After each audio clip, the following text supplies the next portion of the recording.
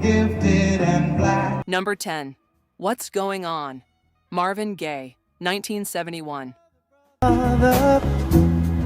There's too many.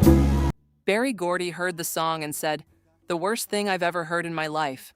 He refused to release it, told Marvin Gaye he was being ridiculous. Far too many of you dying. Marvin went on strike, said he'd never record another note until they put the song out. Motown had one rule: keep politics out of the music. Father, we don't. Berry Gordy built an empire on love songs, not protest anthems, not Vietnam. Picket lines. Picket. But Marvin's brother Frankie had just come back from 3 years in Vietnam, traumatized, unable to get a job. I'm loving.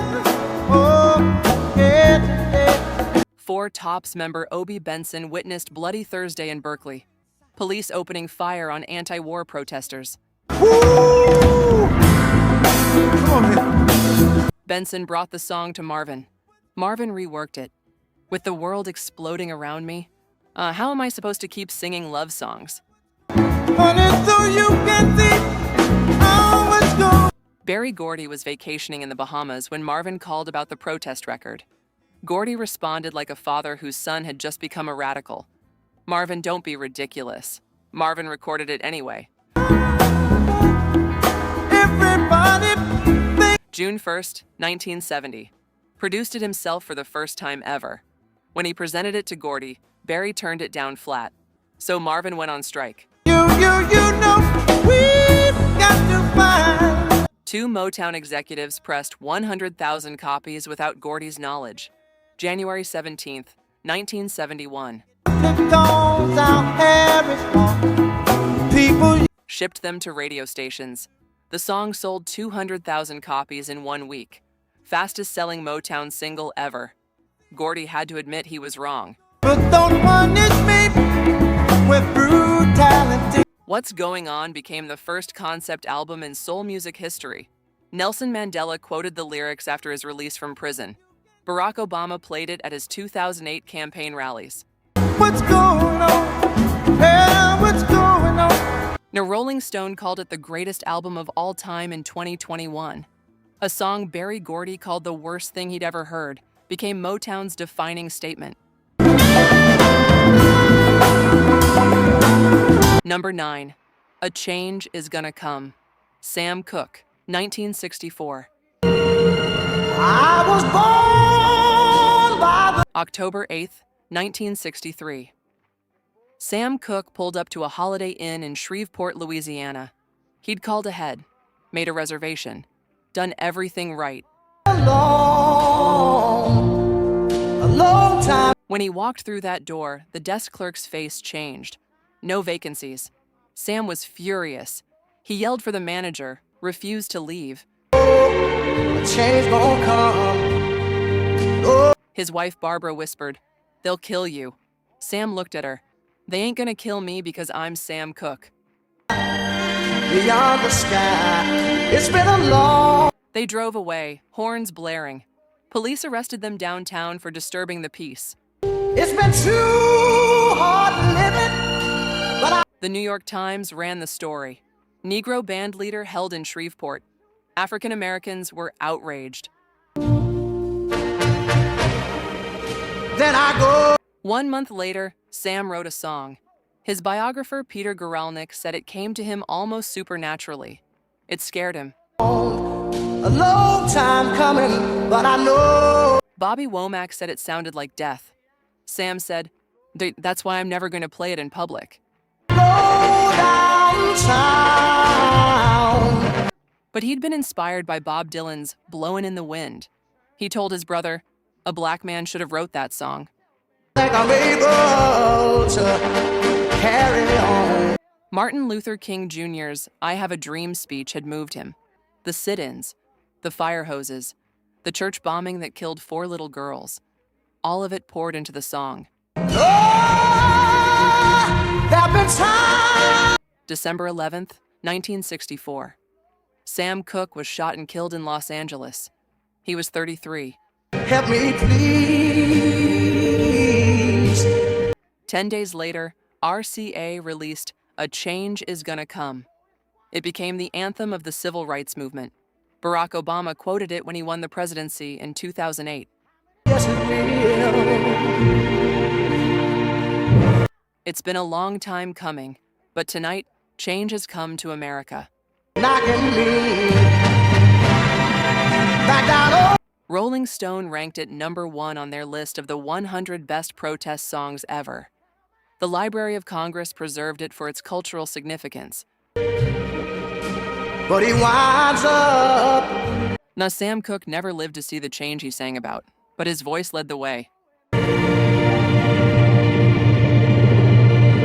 Listen, 90% of you watching right now aren't subscribed yet. If these stories are blowing your mind, imagine what you're missing. Hit subscribe, turn on that bell, and join the 200,000 R&B fans who never miss a Groove Lens upload. Number 8. Respect. Aretha Franklin, 1967.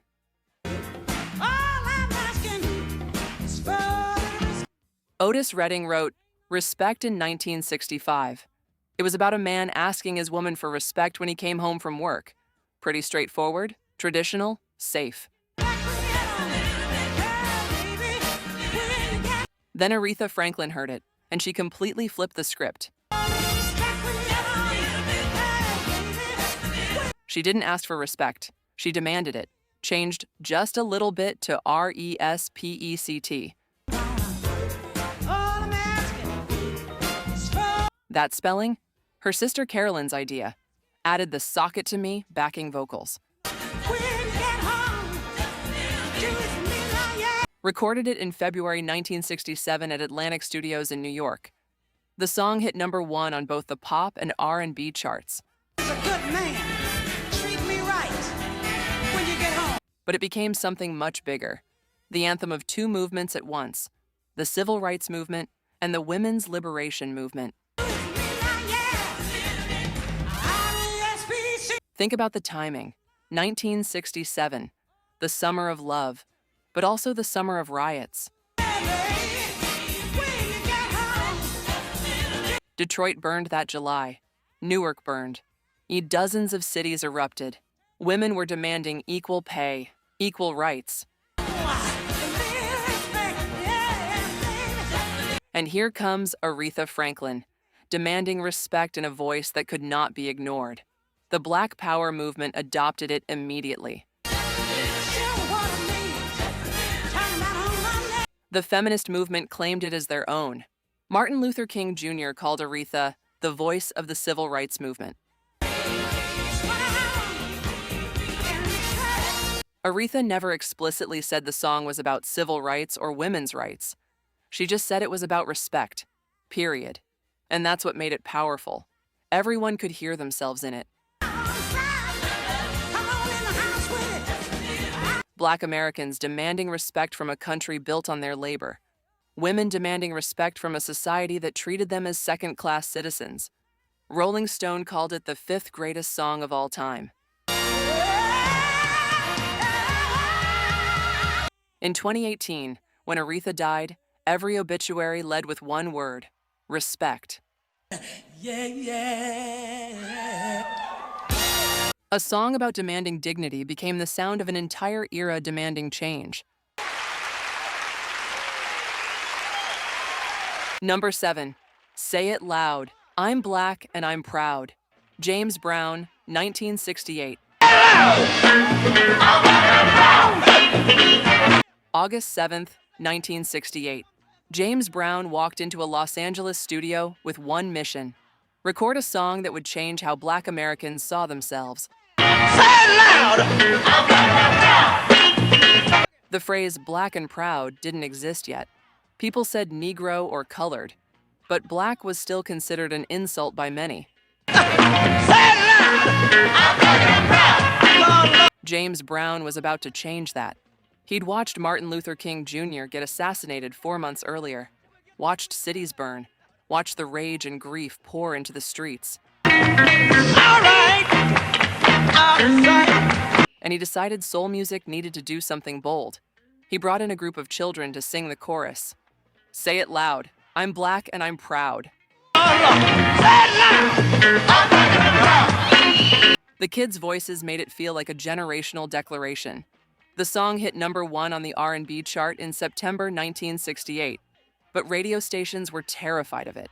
Just as sure as it takes 2 hours to make a pair. Now, pop stations wouldn't touch it. Even some black stations hesitated. Too militant, they said, too confrontational. But the streets embraced it immediately.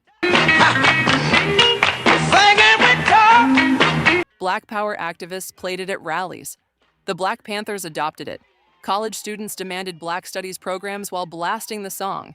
You're killing me! All right. Within a year, Black became the preferred term across America. Not Negro, not colored. Black. James Brown had literally changed the language. But there was a cost. White audiences abandoned him. His crossover success evaporated. Bookings dropped, revenue fell. James later said he lost millions because of that song, but he never regretted it. I had to do it, he said. We needed it. The song forced America to confront a simple question. Why was it radical for Black people to be proud of being Black? And once that question was asked, everything shifted. Number 6, Inner City Blues, Make Me Wanna Holler, Marvin Gaye, 1971. This was the song that closed the What's Going On album, and it hit different. No hope, no optimism, just raw frustration.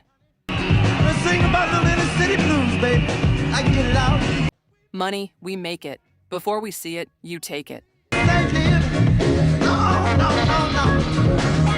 Marvin was singing about systemic poverty, inflation, unemployment, the way the government drained inner cities while funding wars overseas. In 1971, unemployment among Black Americans was over 10%. Housing discrimination was legal. Redlining kept Black families from building wealth. Nixon was cutting social programs while escalating the war in Vietnam. And Marvin Gaye made a song that said out loud what everyone was feeling. Makes me want to holler. Throw up both my hands. That line became a rallying cry. Jesse Jackson quoted it during the 1980s. Public Enemy sampled it. Tupac referenced it. Kendrick Lamar built on it. Because the conditions Marvin sang about, they never went away. When the 2008 financial crisis hit and inner cities were devastated, people played this song. When Ferguson erupted in 2014, protesters chanted those lyrics. When George Floyd was killed in 2020, inner city blues trended again. Rolling Stone called it the blues for a new generation. The song didn't offer solutions. It offered catharsis. And sometimes that's what a nation needs. Permission to holler. Permission to throw up both hands. Permission to say, this is not okay. The song peaked at number 9 on the R&B chart, but its cultural impact was immeasurable because Marvin understood something fundamental. When a system is designed to extract wealth from people, eventually those people are going to holler. Number 5, Lift Every Voice and Sing, performed by soul artists, 1960s. In my bones. This song was written in 1900. So why is it on this list? Because soul artists in the 1960s resurrected it and made it the Black national anthem. The NAACP had adopted it decades earlier, but it was largely forgotten by mainstream America. Georgia. Then the civil rights movement exploded, and soul singers started performing it everywhere. Aretha Franklin, Stevie Wonder, Ray Charles, Kim Weston, at rallies, at concerts, at funerals. When it was sung at Dr. King's funeral in 1968, millions of white Americans heard it for the first time, and it sparked a nationwide debate. Should America have two national anthems? Was this divisive, or was it recognition of Black Americans' distinct struggle? Conservative commentators called it separatist. Civil rights leaders called it essential. The debate raged through the 1970s and never stopped. In 2021, when the NFL started playing it before games, the debate reignited. In 2023, Florida's governor tried to ban it from schools. A song written 125 years ago remains controversial because of what soul music did with it in the 1960s. Soul singers transformed it from a historical relic into a living declaration and forced America to confront a question it still struggles with. Can a nation built on the oppression of Black people claim to be united when it refuses to acknowledge that history? The song asks nothing from white America. It demands nothing. It simply exists. And somehow, that existence is still threatening to some, which tells you everything you need to know about why it mattered, why it still matters. Number 4. To Be Young, Gifted, and Black. Nina Simone, 1969. To be young, gifted, and black. Nina Simone didn't write this song. Playwright Lorraine Hansberry's ex-husband Weldon Irvine wrote it as a tribute after she died of cancer at 34. But Nina made it a battle cry. To be young. She recorded it in 1969, at the height of the Black Power movement. Young, gifted, and black. Oh, what a lovely, precious dream. Oh, while you know. But the way Nina sang it, it didn't sound like a dream. It sounded like a demand. The song became required listening in Black households across America. Parents played it for their children. Teachers played it in classrooms. It was programmed into Black identity in a way few songs ever are. Billboard initially refused to chart it. Tell how young. Too political. Pop radio wouldn't touch it, but it didn't matter. The song spread anyway, through Black radio stations, through word of mouth, not through church gatherings. And when you're feeling. Aretha Franklin covered it and took it to the top 10 R&B chart. Donny Hathaway recorded a version. So did Mavis Staples. The message was clear. Black children deserve to see themselves as gifted, as valuable, as capable of anything, in a country that told them otherwise every single day. You're so. White America largely ignored the song, or dismissed it, but Black America claimed it as gospel truth. Should know. To be. And that's how it changed the nation. Not by changing minds, but by changing how an entire generation saw themselves. There's a great truth that you. Nina Simone understood something profound. You can't wait for the world to give you permission to be great. You have to claim it yourself. I am haunted by my youth. Out loud, repeatedly, until it becomes undeniable. When I look back Number 3. Mississippi Goddam. Nina Simone, 1964. June, 1963. Everybody knows about Mississippi. Medgar Evers was shot and killed in Mississippi, September 1963. 4 little girls were killed in a Birmingham church bombing. Made me lose my rest. Everybody knows. Nina Simone sat down at her piano and wrote this song in under an hour. She was done being diplomatic. Made me lose my rest. Everybody knows. Alabama's gotten me so upset. Tennessee made me lose my rest. And everybody knows about Mississippi. God damn. Alabama's got me so upset. And the whole damn world's. She recorded it in 1964, released it as a single. Southern states banned it immediately. Radio stations broke the records on air as a protest. The song was too fast to be a blues, too angry to be a spiritual, too direct to be ignored. All gonna get it in due time. I don't belong. This is a show tune, but the show hasn't been written for it yet, Nina said before performing it live. Lord have mercy on this land of mine. Northern white liberals loved it. Southern whites despised it, called it race baiting. I've been there, so I know. The black audiences felt seen in a way they rarely did. Someone was finally saying out loud what they'd been screaming inside. The song didn't chart high,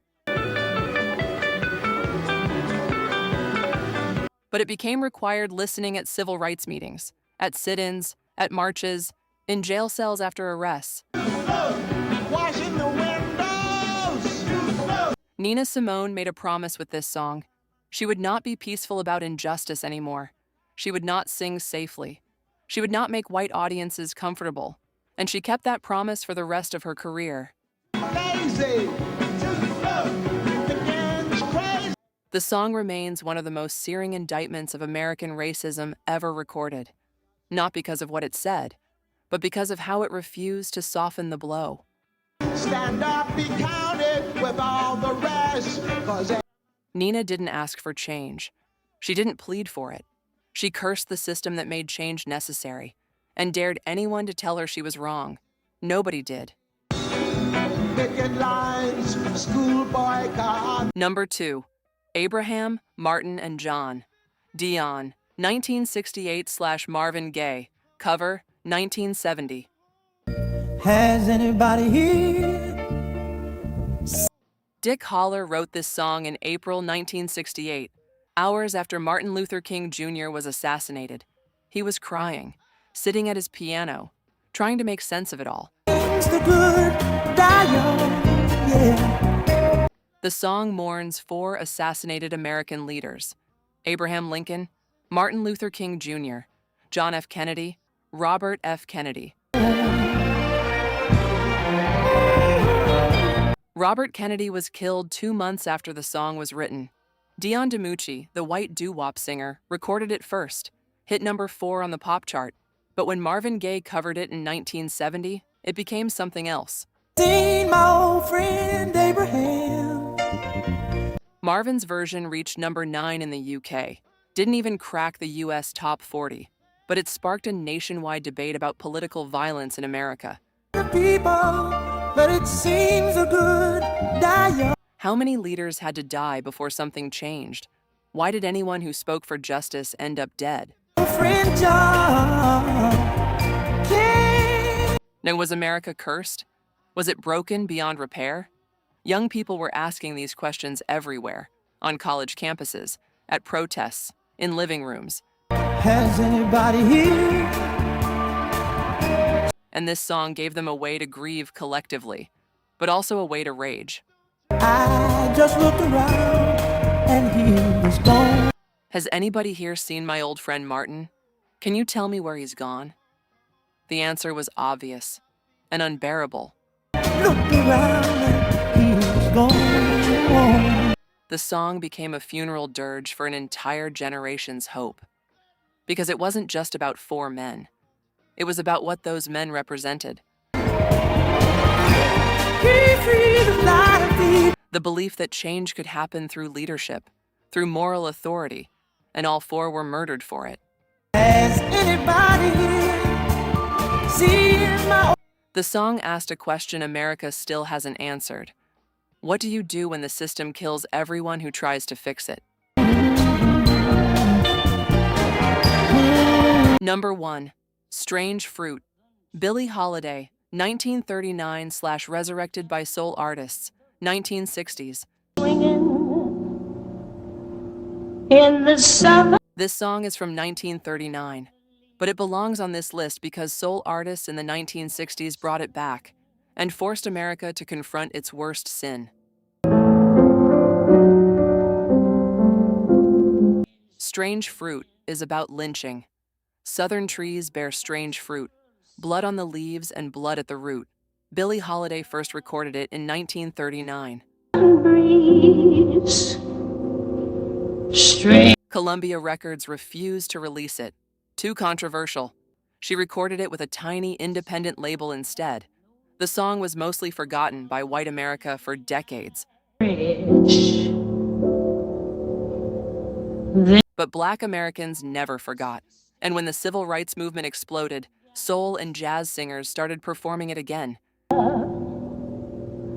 Sweet and free. Nina Simone, Abbey Lincoln, Carmen McRae. Every performance was an act of defiance, because lynching wasn't ancient history. Me Emmett Till was lynched in 1955. Medgar Evers was shot in 1963. The violence was ongoing. Time magazine called it a declaration of war. Southern states banned it. Radio stations wouldn't play it, but it didn't matter. The song had become a moral line in the sand. If you could listen to Strange Fruit and not feel ashamed, you were part of the problem. It forced white Americans to see what they'd been ignoring. The blood on the leaves, the blood at the root. And once you saw it, you couldn't unsee it. Poplar trees. The song didn't ask for sympathy. It demanded accountability. It said, this is what you did. This is what you allowed. This is the rot at the foundation of everything you claim to believe. Of burning flesh. Soul artists in the 1960s understood that America needed to hear it again, because the rot was still there, and silence was complicity. For the rain together.